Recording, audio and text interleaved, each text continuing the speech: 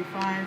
For those of you who are waiting, we do apologize. We had a lengthy executive session tonight, and we meant no disrespect, but we had pressing items that needed to be discussed. So we do apologize for the delay. At this time, I'd like to ask you to rise for the Pledge of Allegiance. And after the pledge, if you would remain standing for a moment of silent reflection to honor the life and legacy of Dr.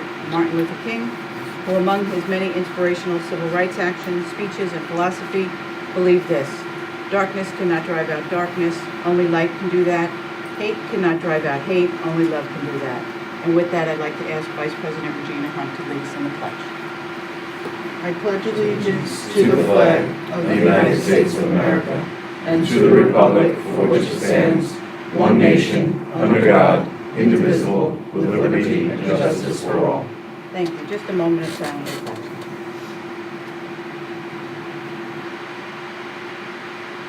Thank you.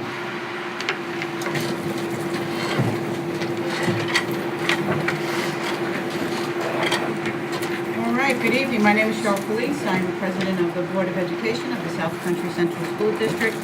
For the purposes of the live streaming and people that are watching us from outside, any of you who may not have been to a meeting before, I'd just like to ask the dais to go around and just identify themselves. So Carly, would you start, please?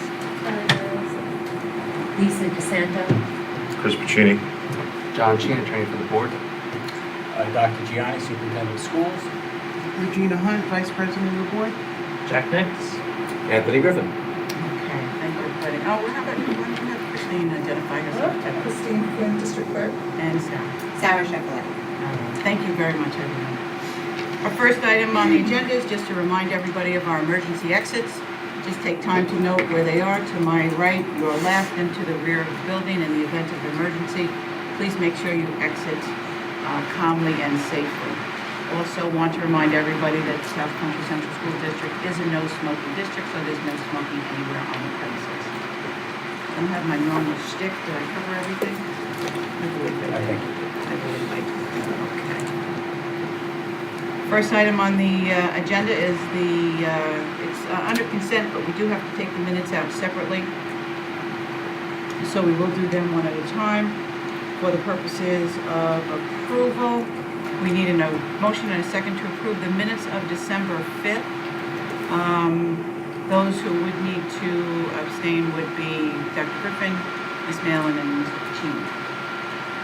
Motion and a second by Ms. Hunt, seconded by Mr. Nix. Any discussion on the minutes? All those in favor of the minutes, please raise your hands. 1, 2, 3, 4, 4. All those against, all those abstaining. And we have 2 abstentions. So the motion carries by majority to approve the minutes of December 5th, 2018. Second on item C are the minutes of January 9th. And those people who may be interested in abstaining are Mr. Nix and Mr. Puccini. Motion and a second to approve. Dr. Griffin, seconded by Ms. Hunt. Any discussion on the minutes? Discussion? Yes, I apologize I didn't get a chance to send these comments in sooner. I did want to make a correction to the minutes. I misidentified the dates for the high school musical as the first weekend in February. It is actually the second weekend, February 8th and 9th. Sorry, forgot to send that to you. And then also one other point. First, let's put that on the floor as a motion. So you're making a motion to make the correction. We just need a quick second. Okay, seconded by Mr. Nix. We didn't vote on it yet, so we don't need a motion to make Well, you're correcting the minutes, so you've got to correct the minutes before you adopt the minutes. Is that not the way you handle it here at South Country? Honestly, Ms. Felice, we've never done it like that before. All right, But whatever, so if whatever works for you, With I'm many good. other hats on leading meetings, Yeah. the protocol is to adopt the correction first and then adopt the minutes as corrected. So it would be in order to do it that way. So, so you're making the motion to correct. Mr. Nix is going to second it for you. Is there any discussion on the correction? Seeing there's no discussion on the correction, we vote on the correction first, and then we vote on adoption of the minutes. But did you have a second correction? Clarification. Okay. Why don't you speak to that? In reference to the issue of naming the preschool, I really did not mention that I would be interested in the Bellport name per se. That was something that might be a logical end result if there was a committee. Well, the item is still Yeah. on the agenda for discussion. But So why I don't we wanted address to it? clarify the minutes, because the minute does say that I wanted to name the preschool Bellport. But that really wasn't the Okay. intent or, Would you like that stricken from the minutes? yes, absolutely. So then, going to just back up and add to your correction, that you want to correct the dates of the high school musical. You have that, Chris? Okay. And you also want to have stricken from your report in the minutes of naming the South Haven School to Bellport Correct. Preschool Center? Ms. Flynn, do you have that? Okay. So with that, that's the motion and the second to correct. Is there any further discussion on the correction? No further discussion on the correction. We vote on the correction first, if we are in favor of the correction, and then we will adopt the minutes. So we have a motion and a second. Motion is by Ms. DeSanto, seconded by Mr. Nix. All those in favor of the correction to the minutes, please raise your hands. Everybody can vote on that because you're all here. Put your hands down. The motion is passed unanimously, so we have the corrected minutes before us. And now we will vote. We have a motion. Did we take the original motion and the second on the, who was the motion and the second on the minutes? Griffin and Thank you. So we had the original motion to adopt the minutes with Dr. Griffin and Ms. Hunt, correct? Now we can vote on the minutes as corrected. Got it? No, I'll disagree, but it's not really that important. Okay. All right. All those in favor of the minutes of January 9th as corrected, please raise your hands. Thank you. Put your hands down. All those opposed? All those abstain? And there are 2 abstentions, so the motion passes by majority. All right. Thank you very much. Third of the item under item number C is the treasurer's report from December 18th. We need a motion and a second to approve. Anyone interested in making that motion? Dr. Griffin, seconded by Ms. Hunt. Any discussion on the treasurer's report? See no discussion. All those in favor, please raise your hand. Thank you. Put them down. Any opposed? Seeing no opposed. The treasurer's report from December 8th, 2018 is approved unanimously. And now we're on to communications and announcements. Superintendent? Yes, thank you. You may have seen in the paper recently that the New York Education Department has identified South Country as a target school district. Target district status is a result of Bellport Middle School and Brookhaven Elementary School being identified as comprehensive support and improvement schools. It's unfortunate, but due to our low participation on 3 through 8 state exams, it was a contributing factor and negatively impacting our overall student report, our student achievement reported to the state. As a result, Mr. Small attended a target district orientation meeting along with our elementary ed director, Ms. Brennan, and Dr. Colson and Dr. Raymond in Albany on Thursday the 10th. Based on information from Albany meeting, it's expected the state will be conducting a needs assessment in March. Each building will need to conduct a parent-teacher survey before the end of the school year, and the results of the needs assessment and the parent survey will be used to develop an improvement plan, which must be submitted to the state by the end by July 1st. So that's where we are on that designation, and obviously there will be more to follow and a lot of hard work and sweat in terms of preparing those reports and preparing the school year. Can I ask a question? Do you want to hold it until No, go ahead. you're done? Can I ask on each topic? Go ahead. So what are some of the other contributing factors that have made us a target school district? Well, the other contributing factors are the results in the test. So the results, The results of the tests that submitted, and then obviously the students that didn't take it would be the contributors. so those are the only 2 contributing factors, or are there many others? No, we were designated as performing in the two schools were identified as performing the bottom 5% of the state. Mhm. So obviously, they take the results that were submitted. It's the results that were submitted, the student achievement were low. Mhm. And the reason I say one of the contributing factors is participation is because not all of our kids took it. So you couldn't submit that information. Sure, so I just want to make sure that we're clear if there are other factors that if we were up to par on. So it might understand that the lack of performance on the test and the lack of participation in the test are the sole reasons we're a target district. The sole reasons we're in the bottom 5%.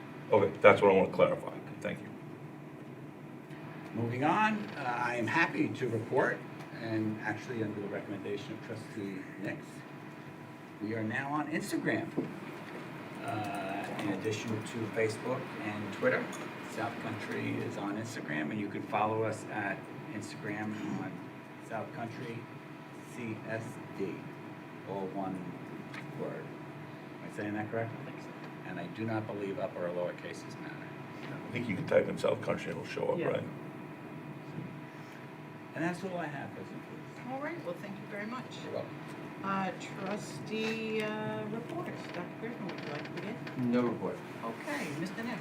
I just want to say thank you for launching the Instagram. I think, once we get more followers and start using it to update the community, especially the students on the various events that we're doing, that we're having within the school, I'm sure you would agree, that it'll be a great tool that we can use along with our Twitter and Facebook, and as we progress with, social media, yay syntax. That's all I have. And go see the musical, Rent. I'm sure that Mr. Santo is going to say this, on the 8th and 9th. We support our students. That's all I have. Thank you. Carly, would you like to give your report? Belcourt's Got Talent will be held in the high school auditorium this Friday, January 25th. The show starts at 7 p.m. and tickets are $10 at the door. We are hoping to fill the crowd as we have many students eager to perform. Also a reminder that this is the last month for the coat drive. We encourage everyone to bring in new or gently used items to keep the less fortunate warm this winter. And I just personally wanted to take a moment to thank everyone who purchased a water bottle or supported the Student Council's idea to attend the LEAD conference. Our dream to attend this conference in Washington, D.C. is now a reality. We will be leaving next Friday and everyone attending is thrilled. Thank you very much. Mr. Santo? Yes. Just as part of my reflections as we continue on through the new year, I had some questions in regards to the Strategic Planning Committee, and there had been a brief mention of the Legislative Subcommittee back in the fall, and I've not heard anything about it since. Has it been formed? Who has been invited to attend? And is there a schedule? There, I'll speak to that briefly. No, it has not been formed yet since we had two new legislative representatives elected last November, and they were just getting up and running in November. We haven't made any initiative, but I will have some speak to those two representatives in my report, and then we'll get started for the March series of getting that committee up and running. All right, so the subcommittee is predicated on the elected officials attending, or just you? No, not at all. Just the fact that we have two new representatives now, in order to establish a relationship with them, to speak to our legislative agenda, and so we're in the process of getting to know them, getting them to know our district. None of them are from our district, and so I'll speak more to that in my report, and then we can talk about it more. And if you could identify the we, because I'm not really clear who's The district.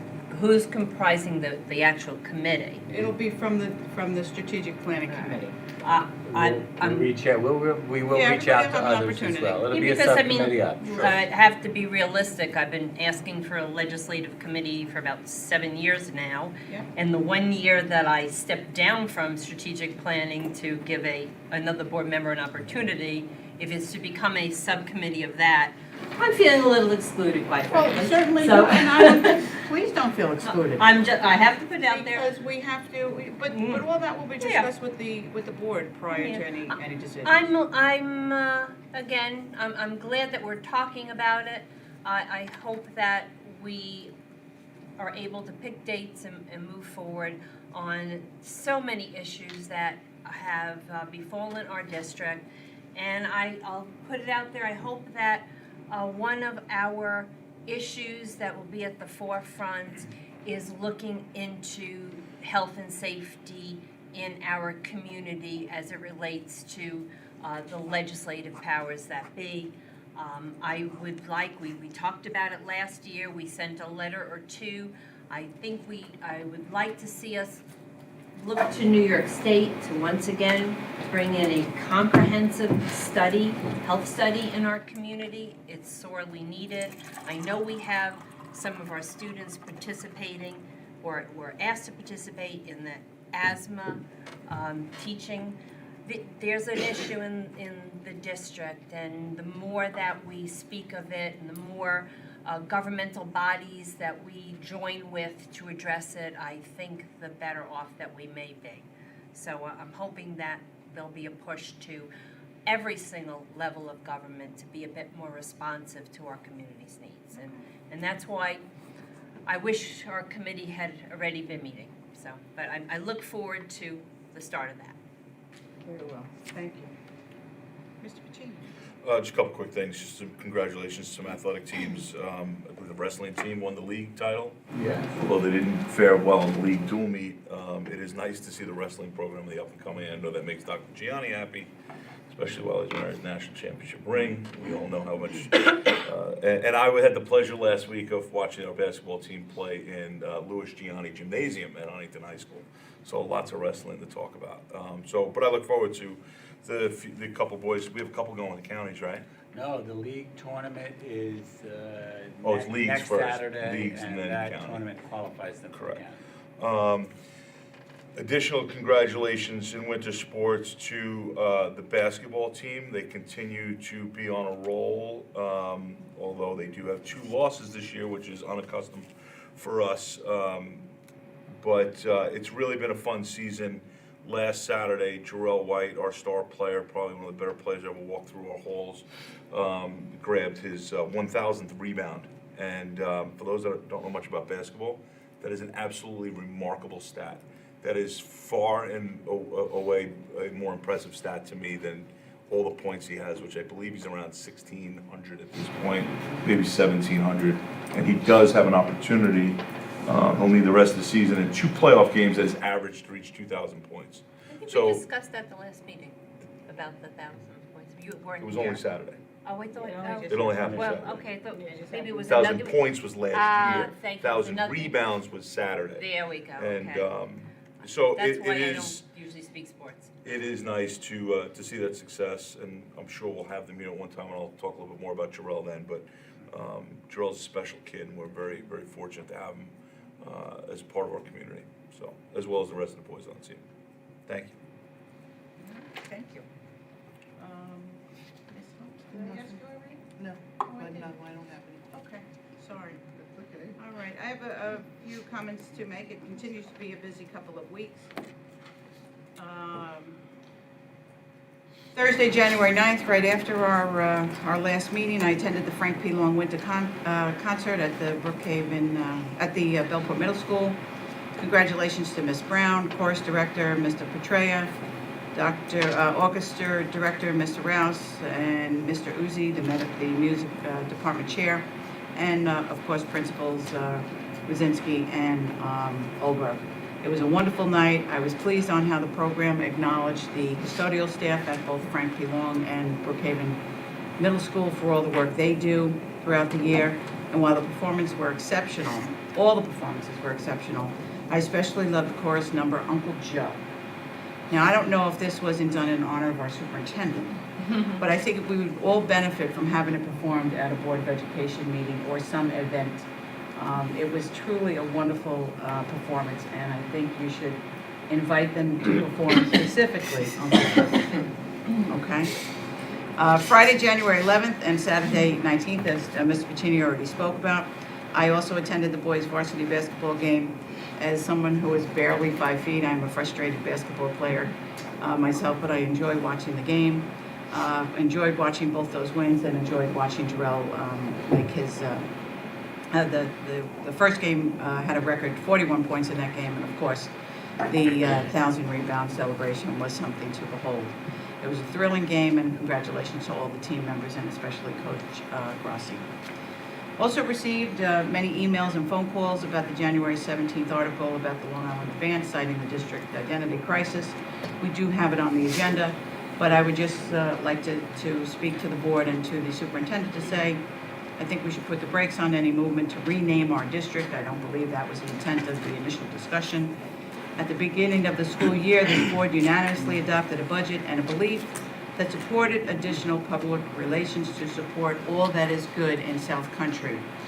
I believe we have been on the right track with our improved media presence. Any confusion that may or may not be out there can be easily remedied with our enhanced communication. As for the district website, if it continues to be a work in progress to improve. Any board members or community members, for that matter, who have specific changes they'd like to see should simply forward them to the superintendent for further action. On Saturday, January 12th, I myself, along with Trustee DeSanto, attended the swearing-in ceremony for the newly elected senator from the 3rd Senate District, Monica Martinez, which was held at the Brentwood High School. Many school districts from the Senate District were represented in the program that day, including Patchogue Medford, the Central Islip Concert Choir, and Brentwood High School themselves. Just wanted to give a shout out to Dr. Griffin, his alma mater, and also where he teaches. The concert choir sang the national anthem a cappella and did so beautifully. It was a chilling experience to witness. They were fabulous. What was noticeably absent was any representation from our district. And while Senator Martinez has recognized South Country Central School District in the past in her role as a Suffolk County legislator, we should invite her sooner rather than later to tour our school district, as South Country is noticeably absent from this ceremony. And on that note, we also have a newly elected state assembly person, Joseph DiStefano. Assemblyman DiStefano has already invited South Country to his district office open house on Friday, February 1st at 11 a.m. I accepted that invitation and trust that administration will have someone attend as well. An invitation to our school district should also be extended to the assemblyman, and also as a result, because we have new state and assembly representatives, we really need to impress upon them, as a result of what Dr. Gianni spoke about earlier with the targeted school, to repeal the mandatory ties between student test scores and teacher evaluations. We need to stop this overly critical and misguided labeling of schools, which harms morale and dampens confidence. That's just my personal opinion. On the Monday, January 21st, I attended the 3rd annual Reverend Dr. Martin Luther King Day of Service Luncheon, sponsored by the town of Brookhaven, of which Vice President Regina Hunt served as committee member. The day was filled with answers to life's most persistent and urgent question: what are you doing for others? Last night, I attended the Bellport Youth Football and Cheer League Awards at the Bellport Middle School, run by the Shewicki family and founded by the Leone family, celebrating the accomplishments and growths of the young athletes in our community. And I'm proud that our school district was able to offer them the venue in which to meet.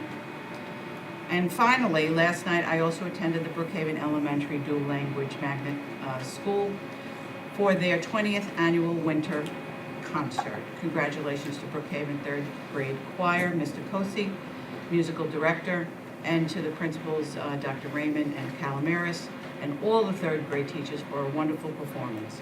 Brookhaven also thanked their many dedicated teachers, custodial staff, and art teachers, the clerical staff, and the physical education staff as well for the use of their gym.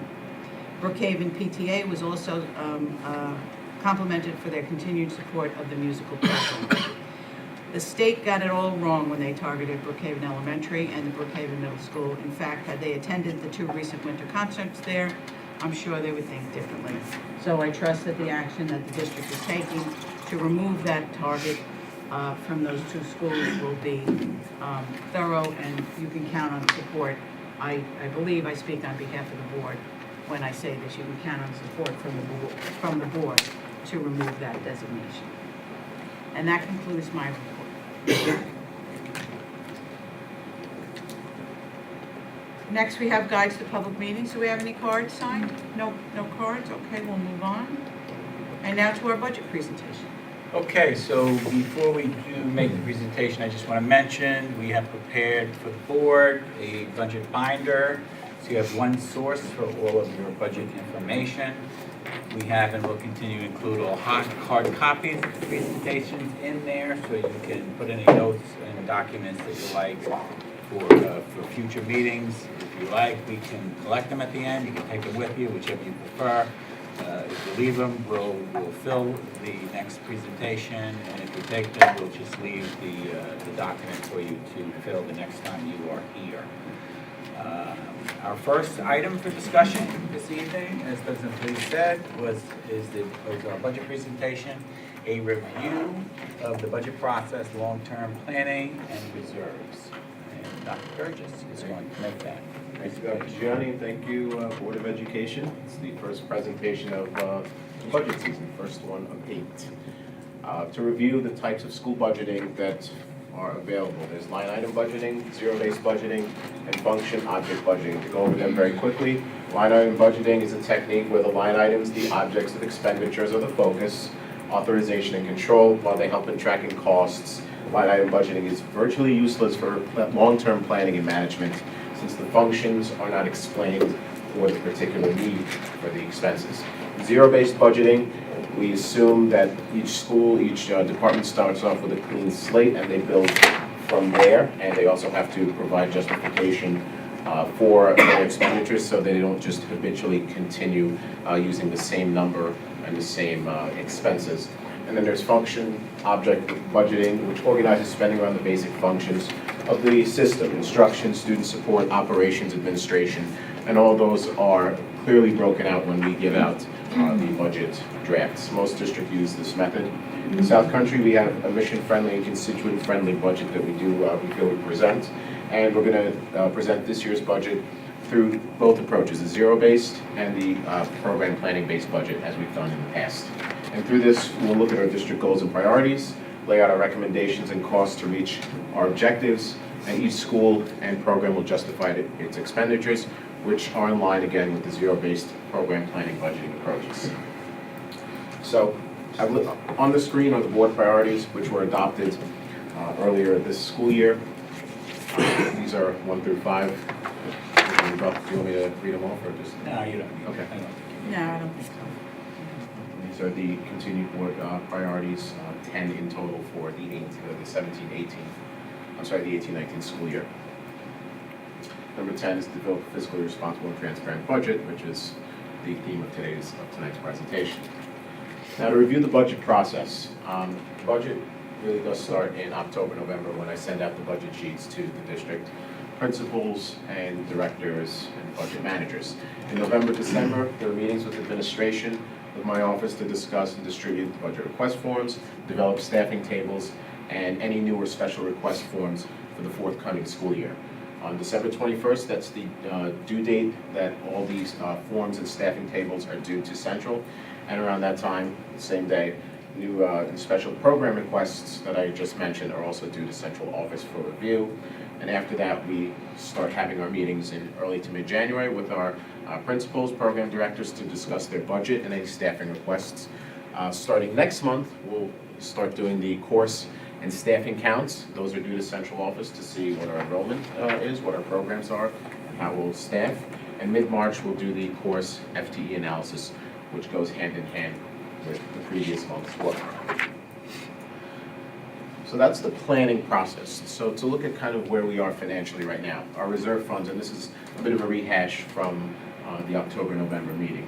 Reserve fund is a separate account established by a school district to finance various costs.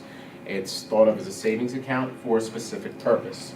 And general municipal law authorizes school districts to establish any of the following reserve funds for those specific purposes.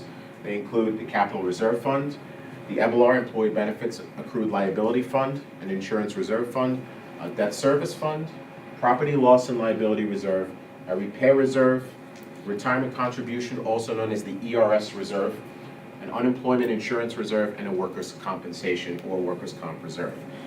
Any of the reserves with an asterisk are funds that the district maintains. The double asterisk, the board established the Repair Reserve Fund at its December 2018 meeting, and I'll get into that again in a second. Just to kind of shorten it a little bit, all of the funds are governed by Section 11 of the General Municipal Law, which dictate how to deposit and invest the funds. But to briefly go over it, capital reserve for funding project costs for which bonds may be issued, and obviously the expenditures must be specific and voted upon. Funds may be expended without voter approval, but the proposition to use these funds must be specific to a set of projects and dollar amounts. And in the last couple of budget cycles, we have had capital projects from the Capital Reserve Fund on the agenda.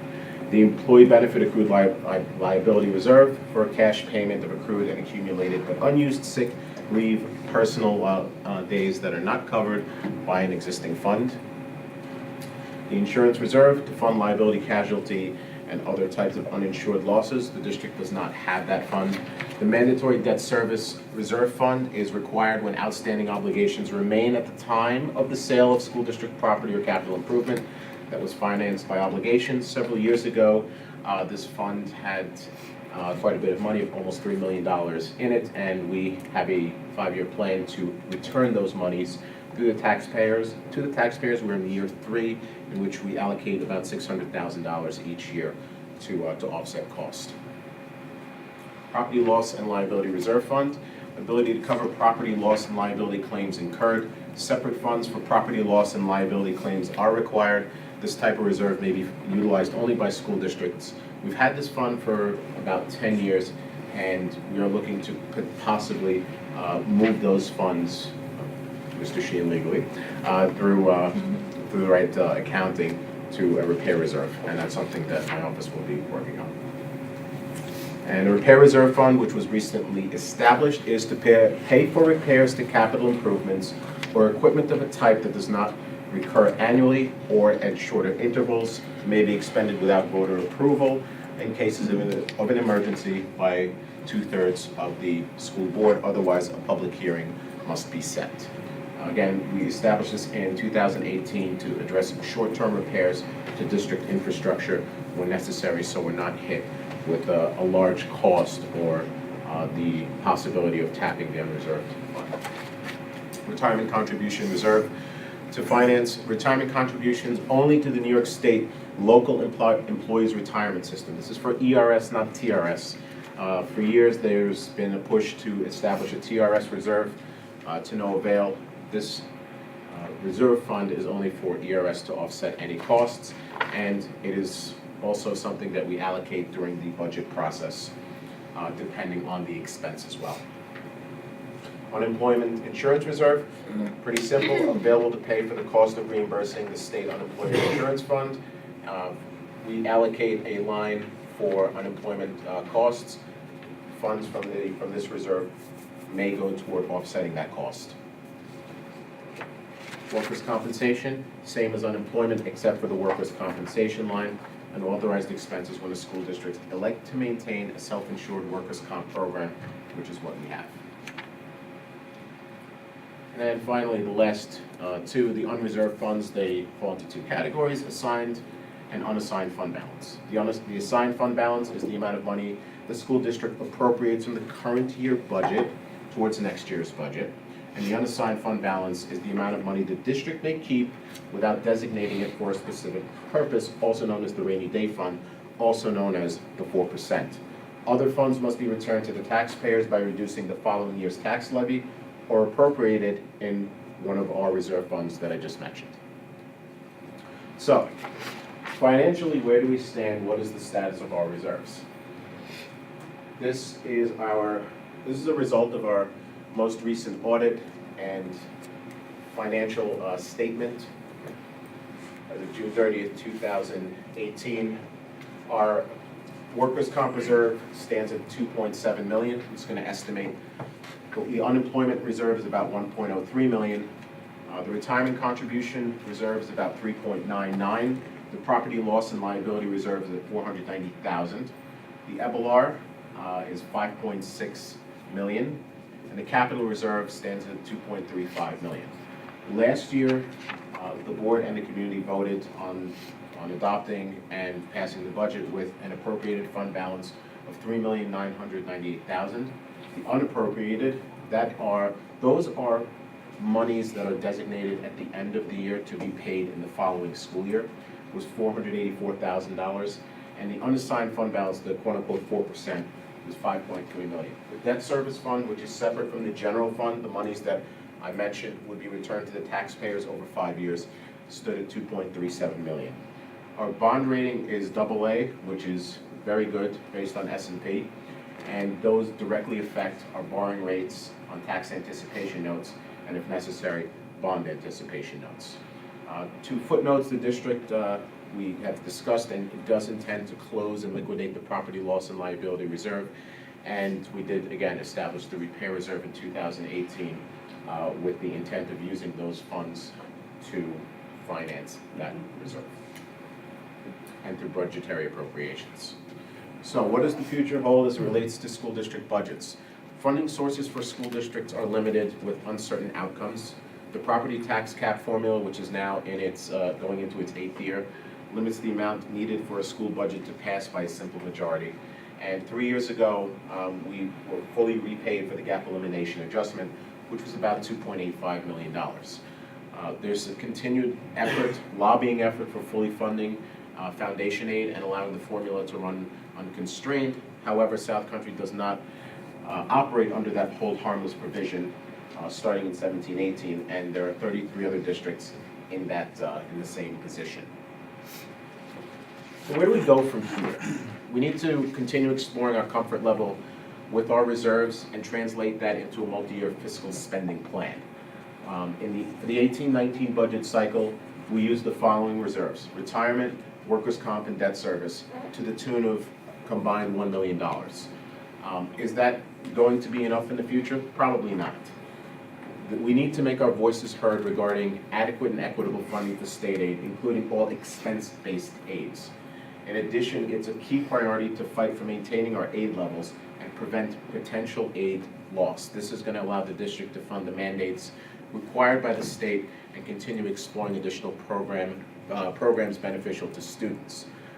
This is very important now because some of the communications regarding state aid are murky, and there's a lot of uncertainty as to how the formulas will run and what state aid holds for the future, not only for this budget but for forthcoming budgets.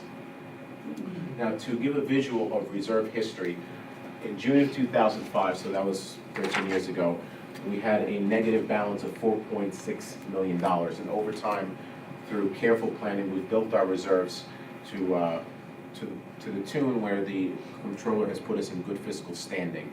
And as you see, in 2016, we had 23.5 and then 25.7, and that is a direct result of the capital reserve and the capital reserve deposits. And we have managed to maintain a consistent deposit over the past 2 years that you see in the grand scheme, little variation between our amount in 2017 and 2018. As a footnote, in 2018-19, as I mentioned before, just under $4 million was appropriated from the assigned fund balance, and that money is used to offset the future year's tax levy. So in a nutshell, it's a bit of a picture of our planning and where our reserves stand, and also a small picture of state aid. This is, again, the first of 8 budget meetings. The next one is the tax cap and budget expense and revenue overview on February 6th. Questions of the board? I think as you begin to prepare, I'll say what I'm sure Ms. DeSanto is thinking and what the rest of us are thinking. We made a commitment last year in setting up the pre-K school that we were going to commit to busing, and that we should pay particular attention to making sure that happens in this budget.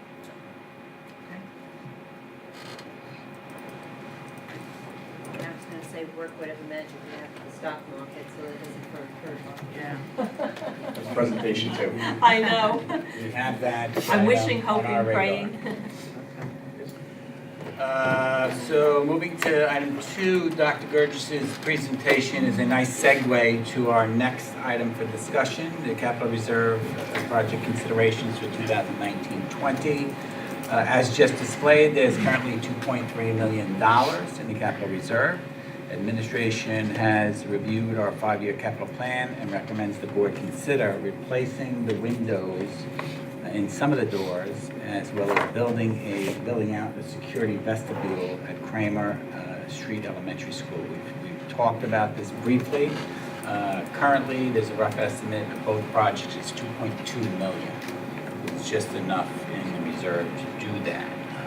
Again, that's a rough estimate. Our architects, who we just met with last week, ran over there to do some inspections and give us some estimates.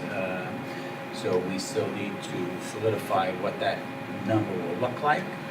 So administration would further recommend that we use the capital reserve fund as the funding source for that project, provided it falls within the number that we do have. As the board knows, using the capital reserve will require voter approval, but would not increase the tax burden on the district or in the community, just as we did with Frank P. Long last year. I offer that for the board's discussion with plans to bring it back at our next meeting for action. With respect to the 5-year plan that you attached to this Yes. item, and with those slideshow that was just shown, is that going to be made available for the public on our website? The 5-year plan, we did not, and I don't recommend we do that, because with the new architects coming in, we're going to have them do a completely Update. new inspection Okay. and updated. You know, our short conversation with them the other day, there are some number of items that they want to look in greater detail, particularly mechanical, within the district that we need to look at and review. So that document that you see today will definitely. It's not its final product. It will definitely. So thereafter, It's we'll make a it product available. of the former architect. But thereafter, we'll make it available. Sure, we could do that. Okay. Questions? Yes, Mr. Santa. Sorry if I missed this. The intent is to vote on this simultaneously with the budget? No, Separate? the intent is to ask the board to consider using the capital reserve as a funding source for the project. That will give us the opportunity to put it in the budget brochure and all the necessary work behind it to move forward. No, No, I'm that's, sorry. no, I think, point of I know that wasn't- clarification. That wasn't what you was Okay. asking. Yeah. Okay. Just like we The did last year when we had the the public two will votes. vote on this along with the budget, I'm correct? sorry, yes. Okay. Yeah. And then my follow-up question, I just looking through the listing here, is it as part of this plan, I see X's by bonds, the bonds category? Is that? In the 5-year plan? Yes. Okay. You have a check mark You and do. install Yeah, electric hand is dryers. that and photos. accurate? Is No, that? that could be a previous. Okay, because Yeah, we don't have- because I was gonna say, you don't bond electric hand dryers, so I thought that might have been an error, so thank you for clarifying that, because I got a little nervous. And, yeah, there's one or two little Yeah, and X's. actually, now that I noticed the date on this, this is from 2016. Yeah, Okay, so, but it's a 5-year plan, so that's great. so, yeah, that was just an error then, just wanted to make sure, because I was hoping I didn't miss the word bonds in a discussion. No, we didn't. I didn't think so, but- We can go from the bond. Thank you, you got me a little nervous. A couple quick comments. I'm ecstatic to see the lion's share of this money going towards upgrading the science rooms. I think that is money well spent. But the main office, $110,000 to completely So renovate. these are just, are you looking at the 5-year plan? I'm looking at, so is Okay, that, so don't, that's just our plan to see what needs to be done. okay, so That's this doesn't not calculate, necessarily okay, so I what we are misunderstood. planning to do. Ooh, Okay. all right, you know what, I stopped at a page too. Okay. All right, I got you. You'll So- see the Kramer windows and doors on that plan. So when we decide on the plan, you're gonna pick and choose from this list of what you wanna put forward? Well, we have done that. We've picked Kramer Street windows and doors Based from on that what plan. was there. Right. Where is the priority list for the science rooms? Because I think that's, I don't know the exact priority for the science rooms at this time. okay. And I Or completely if that's something misunderstood. that needs to be done in-house or outside. It's got a big number next to it, so that's why I asked. So, all right, I completely misunderstood. I thought this was the list of what we wanted to do. Okay. My only concern is that we have 2.3 and they're estimating 2.2. Just given what we've had to deal with in the past, emptying out this entire reserve fund and worrying that it might go over. That's my only hesitation, but I would be supportive of the project, of course. Well, I wouldn't worry about emptying out. What we will have is a vote before the voters of how much you could expend. So regardless of what is in there, number one, you can't ask for more than is in there. And if it's above that, you can't go any further. Right, of course. That's my only hesitation. I hear your concern. Yeah, of course. Any other comments, questions? So then we will have this back on the agenda for February 6th. This will be back on February 6th with more detail and more accurate numbers. All right, next. Okay. The next item for discussion is the South Haven School name change or possible name change. At our last Board of Education meeting, I asked the board to consider changing the name of South Haven School to South Country Early Childhood Center. That name had been suggested by several community members to better reflect our entire school district and the education program planned for the 2019-20 school year. As you know, the board has a very specific policy on naming schools and facilities. Policy 3180 requires a naming committee to be formed that's comprised of diverse membership from the community.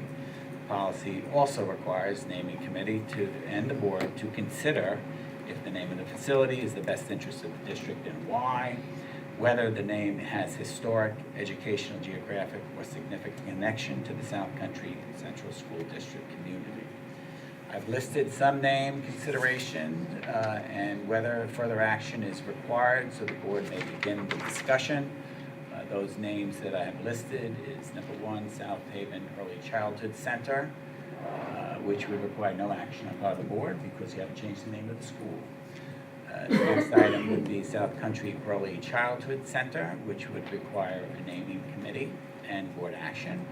And then finally, Belport Early Childhood Center and a naming committee and board action also are required. And those are just thoughts. They could be other. I offer this for the board to begin their discussion. Thank you. You're welcome.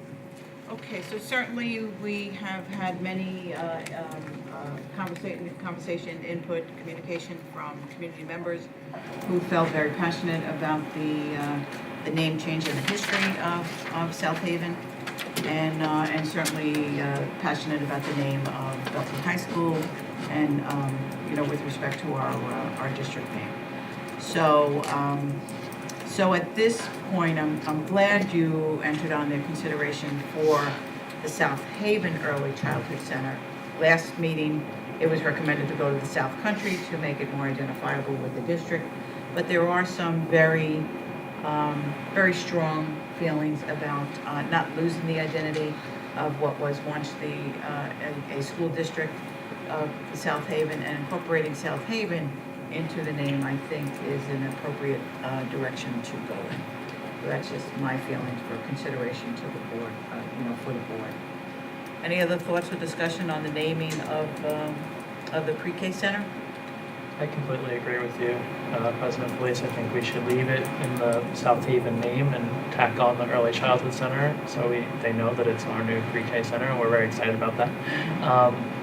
But to not ruffle any feathers and to respect the history, I think it should be left as is.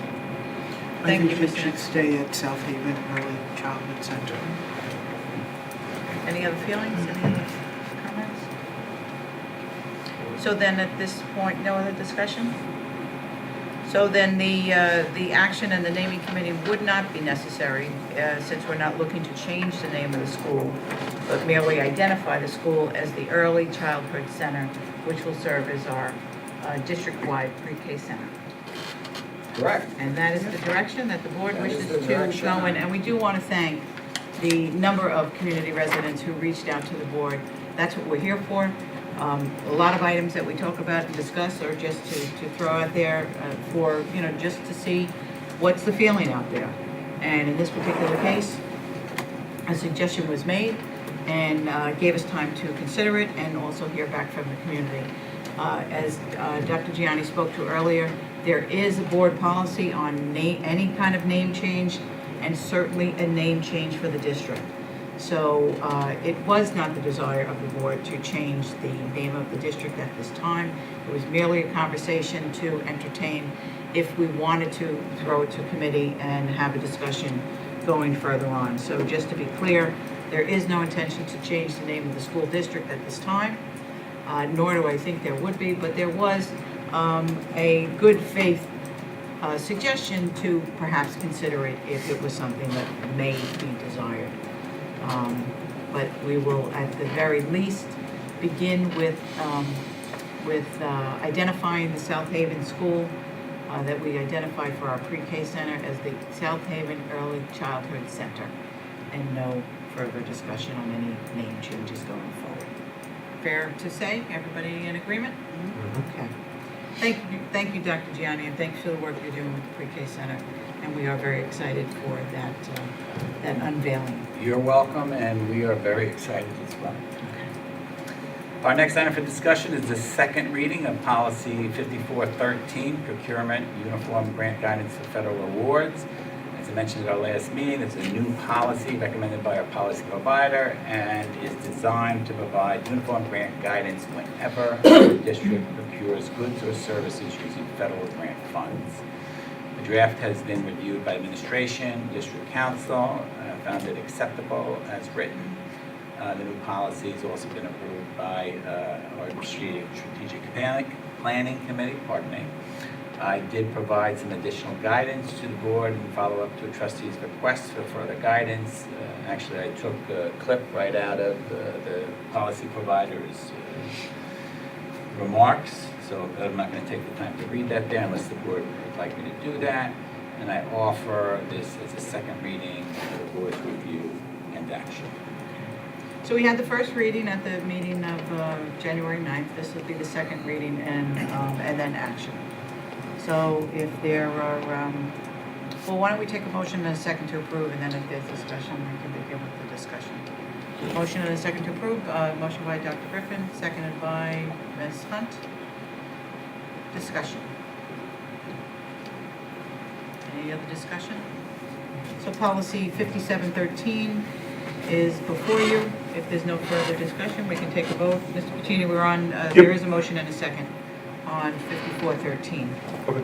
If you need to comment on it. I don't. Otherwise, okay. Thank you. Then we are ready for the vote. All those in favor of 5413, please raise your hands. Thank you. Put them down. Seeing all hands raised, the motion passes unanimously. Thank you. The next item for discussion is the second reading of Policy 7222, Diploma and Credential Options for Students with Disabilities. Our current policy is titled Credit Options for Students with Disabilities. While similar, it's formatted quite different. The new format also includes a new CDOS option, which is Career Development and Occupational Studies for students with disabilities. Policy revision has been reviewed and approved by administration, district council, and the board's strategic planning committee. And I offer this for the second reading for the board and action. Okay, so again, the first reading was at the January 9th meeting, and tonight is the second reading and action necessary to adopt. So at this point, let's take a motion and a second to approve, and we can go into discussion from there. Motion and a second for policy 7222. Motion by Dr. Griffin, seconded by Ms. Hunt, and discussion. The one request I would make of the district, for someone who doesn't come from the educational background, there's many acronyms and many designations that those of us who weren't in that field are not as familiar with. Could we make a quick reference guide for? I think I did that for You a trustee did. at one point. You did. I'll have to dig that But up. if this policy has, yes, if we could recirculate it, Sure. and if this policy adds more to it. It may add CDOS. Okay, Mm. so if we could just review that again. Sure. And we could stay as, well, I can stay as up to date as possible. I know the rest of you are much more well-versed on those acronyms. Any other discussion before we take the vote? Okay. Then we have a motion and a second. All those in favor of policy 7222, please raise your hands. Thank you, put them down. Seeing all hands raised, the policy is adopted unanimously. And our next item for discussion is the second reading of policy 7670, due process complaints, selection and board appointment of impartial hearing officers. This revised policy provides guidance in due process for due process complaints, the resolution process, and the selection and appointment of impartial hearing officers. We do have a current policy. The suggested policy is quite different with a change in format, along with the removal of sections that are addressed in law or regulation. The policy revision's been reviewed and approved by administration, district council, and the board's strategic planning committee. I offer this as a second reading for the board's review and action. And finally, policy 7670 was presented originally on January 9th. The second reading is for tonight and for action or adoption. We need a motion and a second to approve. Motion by Mr. Nix, seconded by Ms. Hunt. Any other discussion? Seeing no other discussion, all those in favor of policy 7670, please raise your hands. Thank you. Put them down. Seeing all hands raised, the policy is adopted unanimously. Thank you. And moving along to curriculum, administration recommends approval of curriculum items reflected in Schedule G1 through G2. Need a motion and a second for G1 through 2. Motion and a second by Dr. Griffin, second by Mr. Nix. Any discussion?